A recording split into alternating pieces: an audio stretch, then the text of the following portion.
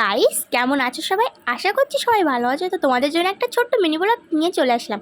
এখন Facebook, Instagram, ইউটিউবে গেলেই খালি 15ই আগস্টের ভিডিও আর ভিডিও।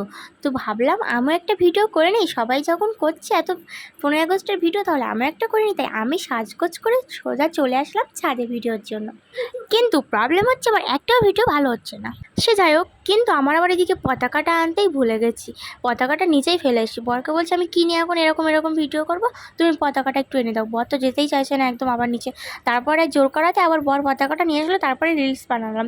পতাকা না হলে কীভাবে রিলস বানাবো? এভাবে হয় নাকি?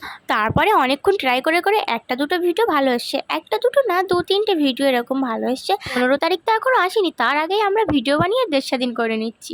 যাই হোক, আমি তো 13 তারিখে দেশ স্বাধীন করে নিলাম। তোমরা কে কত তারিখে রিলস বানিয়ে নিয়েছো অবশ্যই কমেন্টে জানিও। আমি এই ভিডিওগুলো বানিয়েছিলাম, আর এগুলো অলরেডি আমি আমার চ্যানেলে আপলোড করে দিয়েছি। তোমরা শর্টসে গিয়ে দেখে আসতে পারো। তারপরে রিল বানাতে আমার তো অবস্থা একদমই শেষ। আমি তো নিচে বসে পড়েছি। আমার তো সাদা জামা কাপড়ে ধুলোবালিও লেগে গেছে। কিচ্ছু করার নেই, আর ভালো লাগছে না। তারপরে আমি বসে পড়েছি। বর তো ভালো করে ক্যামেরা ধরে দিচ্ছে না। ওর নাকি ক্যামেরা ধরার এখন এনার্জি নেই, কারণ ওকে আমি ঘুম থেকে ডেকে তুলে নিয়ে এসেছি। মানে বুঝতে পারছো তোমরা কীভাবে ভিডিওটা বানাচ্ছি? ভিডিওর পিছনের কাহিনী শুনে তো তোমরা হাসবে, সেটা নয় অন্য একদিন বলবো। বেশ গরমও পড়ছিল ওই সময়টাই, সেজন্য আমি প্রচণ্ড ঘেমেও গেছিলাম, যেহেতু চুল ছাড়া ছিল। আর আমার ফুল টুল খুলে কোন দিকে চলে গেল দেখো। তারপরে আমি নিজেই সব খুলে দিলাম। দেখো, খুলে এখানে রেখে দিয়েছি। আর বড়ও চলে গেছে, বলছে আমি আর ধরে দিতে পারবো না ক্যামেরা, এবার তুমি একা একা ঝাপাড়ো করো। তাই আমিও আর ভিডিও করলাম না, এখানেই আমি ভিডিও শেষ করে দিলাম। তারপরে আমি তো আমার নিজের সাজগোজগুলো সব মুছে দিলাম। সাজগোজ করে ভিডিও করলে যেন মনে হয় ভালো লাগছে না, আবার এমনিতে মনে হয় ভালো লাগে। সিম্পল আছি এখন, মনে হচ্ছে ভালো লাগছে। তারপরে আমি এই সিম্পল সাজে একটা বিহারি টাইপের ভিডিও করে নিলাম। দেখো, একদম বিহারি লাগছে না? যাই হোক, তারপরে আমি ড্রেস চেঞ্জ করে ফ্রেশ হয়ে আবার রান্না করতে শুরু করে দিলাম। আমি এখানে চিকেন রান্না করি। চলো কীরকম চিকেন রান্না করছি তোমাদেরকে একটু দেখা।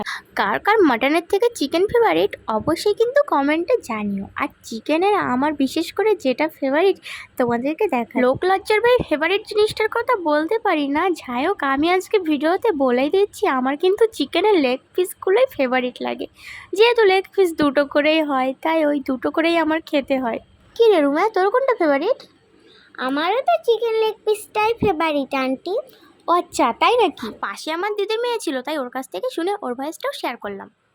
দেন সন্ধ্যাবেলা বরাবর একটা চিকেন ললিপপ নিয়ে এসো। চিকেন করতে করতে আবার একটা চিকেন ললিপপ খেতে শুরু করে দিলাম। যাই হোক, আমি চিকেন খাই, আর তোমরা তাড়াতাড়ি চ্যানেলটা সাবস্ক্রাইব করে দাও। আর হ্যাঁ, অবশ্যই একটা লাইক আর কমেন্টও করে যেও। সো গাইস, ভিডিওটার বেশি বড় করছি না, এখানেই এন্ড করছি। তো আজকের ভিডিওটা আমার কেমন হয়েছে অবশ্যই কমেন্টে জানিও। তোমরা সবাই অনেক ভালো থেকো, সুস্থ থেকো। আর ভিডিওটা শেষ পর্যন্ত দেখার জন্য অনেক ধন্যবাদ।